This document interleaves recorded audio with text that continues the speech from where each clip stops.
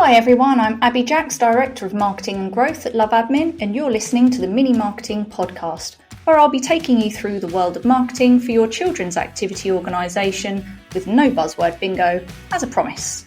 So today I'm going to cover the three most important reasons why we do marketing in the first place and what you can be aiming to achieve with your marketing activity. I like to call them my pillars as they basically hold up the marketing efforts that I'm focusing on. Without them, it's easy to lose focus and get caught up spending time doing something that was the newest or the most shiny at the time. And in marketing, there's a lot of that noise with new tech and channels popping up like jack-in-the-boxes. And if you've not done marketing in the past, it can feel quite overwhelming if you try to take on ad hoc activity. So I like to keep my focus with three marketing pillars. Here they are. Number one, getting known. Number two, attracting new customers. And number three, keeping current customers happy and engaged. Now that all seems pretty obvious, right? But with a little extra thought behind these, you've effectively got the basis of a plan. And when you stick to working on those three things, then your marketing will help your organisation be more successful. Now, I'm not trying to say tackle all three at once. Each of you will know which area is the most important and in which order you want to start.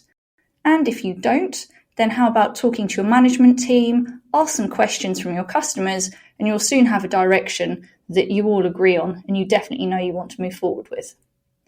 I don't think I need to go into huge detail as to what each of these pillars mean, but I'll expand a little bit with some tips as I go. So firstly, when we want to get known, we're talking about building our brand here, and that can be done in many ways. But what's most important is what you're getting known for. You can have a very well recognised name, but if people can't recall what you do, and more importantly, why you're right for them, then it doesn't matter. So really think about what you want to be known for. I do cover branding as a whole episode later on in the series for those of you that want to deep dive a bit more. When it comes to attracting new customers, it's just about knowing who they are as well as getting in front of them, and I cover this in more detail in next month's episode. I usually get asked about the best places to be seen or which social channels are most effective, but to be honest, there's no magic button to press when it comes to attracting new customers. It's getting a message out there that resonates with people in a few different relevant places and making sure it's hopefully at the right time. And the few different places helps to combat the right time because, as we know, decisions are never made in a nice, straightforward fashion that marketers would love.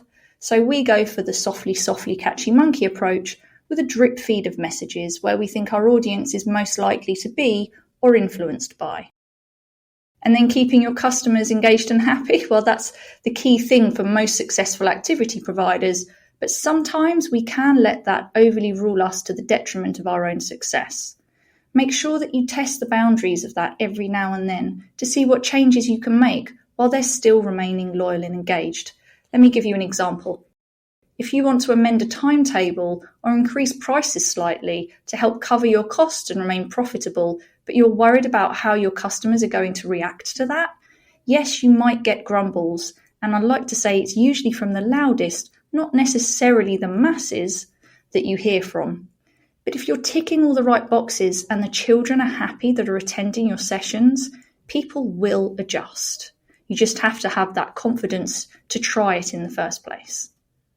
So now you have your three pillars and you know which order you want to focus on. I love the next step, starting to get thoughts onto paper. So my approach.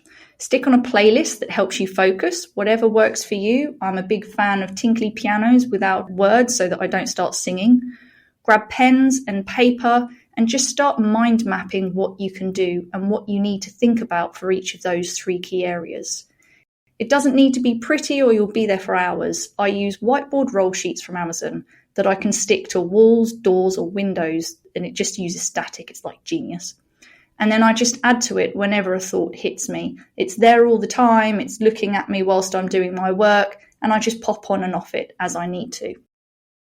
In the end, I end up with 3 pillar bubbles and lots of ways that I can think of that I can make them happen.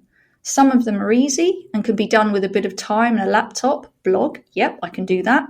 Although, do I have somewhere to upload and host it? Some may need other people to contribute to it, or I need to investigate them further, like running an event with like-minded other providers, or setting up a referral program so my customers can benefit when they spread the word. Don't feel like you have to solve everything right now. You are just getting the thoughts out, and then give yourself some time to mull over what might need developing. You are bound to change your mind a few times at least, and you may even find it helpful to bring in family, friends, or peers to give their opinions as well. We often look through our own lens, but stepping outside that can give us a fresh new perspective. At some point, you'll end up with your 3 essential marketing pillars, lots of great ideas, and hopefully an idea of what you want to focus on first. And that's a pretty big way to move your marketing forwards in a way that supports your goals. Now, to sum up, what were those 3 again? Number 1, getting known. Number 2, attracting new customers. And number 3, keeping current customers happy and engaged. And that, in a nutshell, is why we do marketing. So tonight, go and find some paper, a big bar of dark chocolate, a decent playlist, and start throwing down what you could do. The hardest part is often to start, but when you do, that mind map will always be there to go back to and chip away at, one task at a time. So that's it for today. I hope you enjoyed your first mini marketing episode with me and I haven't frazzled your brain. You will be able to get a transcript of this to refer back to if you need it.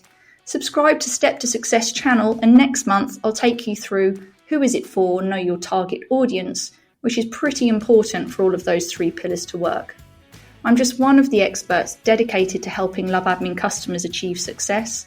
If you're looking for a software provider that gives you more and will help you grow, then visit loveadmin.com to book a consultation call with one of our experts.